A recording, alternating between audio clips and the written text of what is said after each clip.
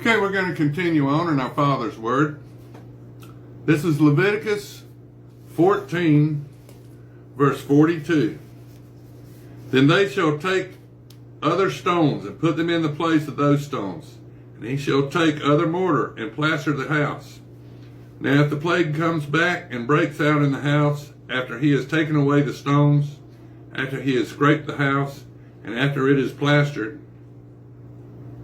then the priest shall come and look. And indeed, if the plague has spread in the house, it is an active leprosy in the house. It is unclean. He shall break down the house, its stones, its timber, and all the plaster of the house, and he shall carry them outside the city to an unclean place. Moreover, he who goes into the house at all while it is shut up shall be unclean until evening.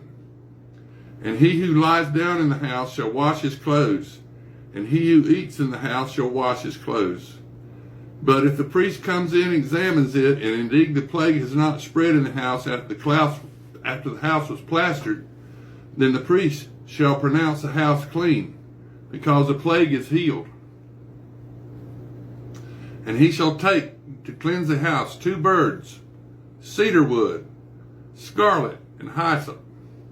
Then he shall kill one of the birds in an earthen vessel over running water. And he shall take the cedar wood, the hyssop, and the scarlet, and the living bird, and dip them in the blood of the slain bird and in the running water, and sprinkle the house 7 times. And he shall cleanse the house with the blood of the bird, and the running water, and the living bird, with the cedar wood, the hyssop, and the scarlet. Then he shall let the living bird loose outside the city in the open field, and make atonement for the house, and it shall be clean. This is the law for any leprous sore and scale, for the leprosy of a garment and of a house, for a swelling and a scab and a bright spot, to teach when it is unclean and when it is clean. This is the law of leprosy. Now this is Leviticus 15. And the Lord spoke to Moses and Aaron, saying, Speak to the children of Israel, and say to them, When any man has a discharge from his body, his discharge is unclean. And this shall be his uncleanness in regard to his discharge, whether his body runs with his discharge, or his body is stopped up by his discharge. It is his uncleanness. Every bed is unclean on which he who has a discharge lies, and everything on which he sits shall be unclean.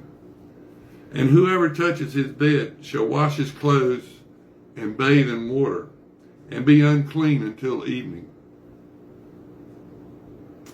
He who sits on anything on which he who has the discharge sat shall wash his clothes and bathe in the water, and be unclean until evening.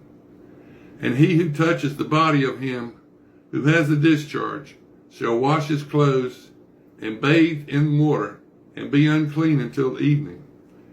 If he who has the discharge spits on him who is clean, then he shall wash his clothes and bathe in water, and be unclean until evening.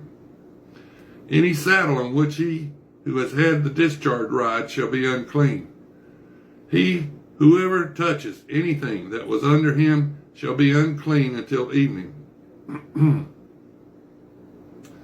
He who carries any of those things shall wash his clothes and bathe in water, and be unclean until evening. And whomever the one who has the discharge touches, and has not rinsed his hands in water, he shall wash his clothes and bathe in water, and be unclean until evening. The vessel of the earth that he who has the discharge touches shall be broken, and every vessel of wood shall be rinsed in water. And when he who has a discharge is cleansed of his discharge, then he shall count for himself 7 days for his cleansing, wash his clothes, and bathe his body in running water, then he shall be clean. On the 8th day he shall take for himself 2 turtle doves, or 2 young pigeons, and come before the Lord to the door of the tabernacle of meeting, and give them to the priest. Then the priest shall offer them, the one as a sin offering, and the other as a burnt offering. So the priest shall make atonement for him before the Lord because of his discharge. If any man has an emission of semen, then he shall wash all his body in water and be unclean until evening. And any garment and any leather on which there is semen, it shall be washed with water and be unclean until evening. Also, when a woman lies with a man and there is an emission of semen, they shall bathe in water and be unclean until evening. If a woman has a discharge,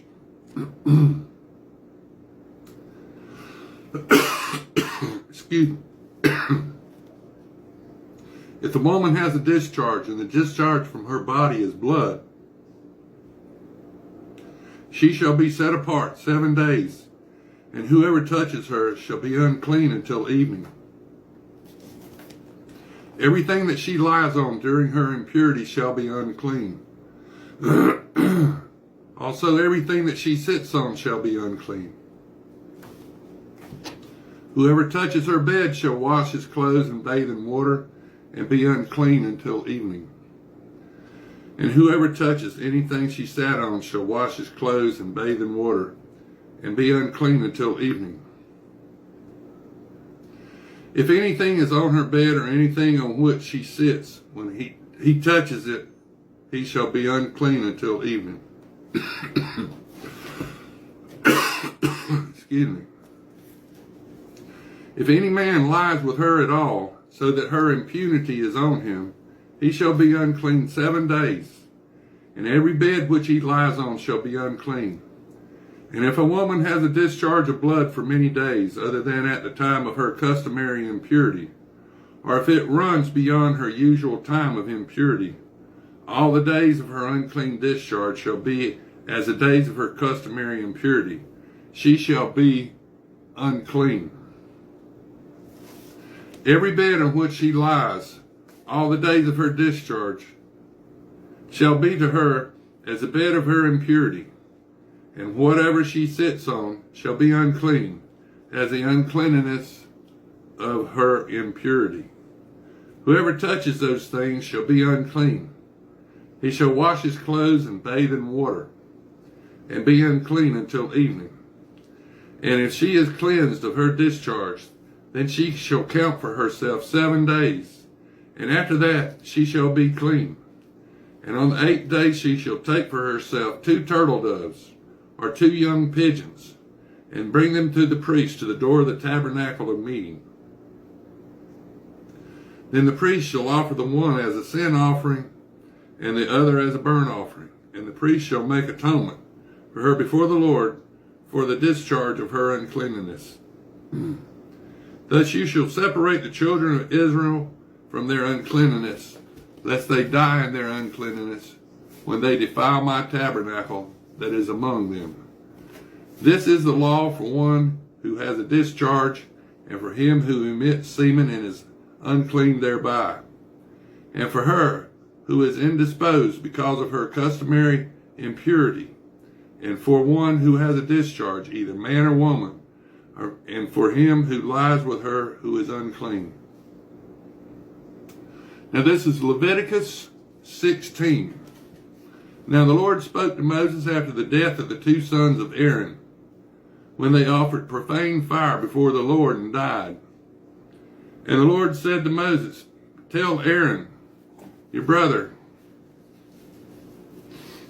not to come as just any time into the holy place inside the veil, before the mercy seat, which is on the ark, lest he die. For I will appear in a cloud above the mercy seat.